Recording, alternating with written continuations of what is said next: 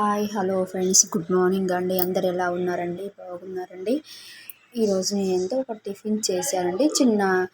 కొద్దిగా సగ్గుబియ్యంతో పాయసం చేశానండి. దానికన్నా ముందుగా ఈ సగ్గుబియ్యాన్ని మనం అసలు ఇవి ఎట్లా వస్తాయో ముందు వాటి గురించి తెలుసుకుందామండి. ముందుగా ఈ సగ్గుబియ్యం అనేది మొక్కల నుంచి రావు, చెట్ల నుంచి రావు. ఇవి ఏంటంటే కర్రమండలం అనే పొడి ఉంటుంది, దాని నుంచి ఇవి తయారు చేస్తారండి.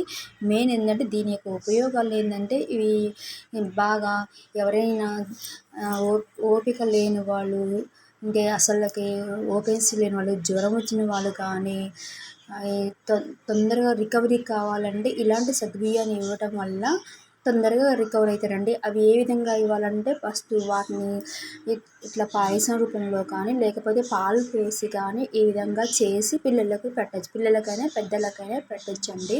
ఇవి చాలా వీటి గురించి కూడా ఇంకా ఉపయోగాలు చాలా ఉన్నాయండి. నాకు తెలిసినవి కొన్ని చెప్తానండి.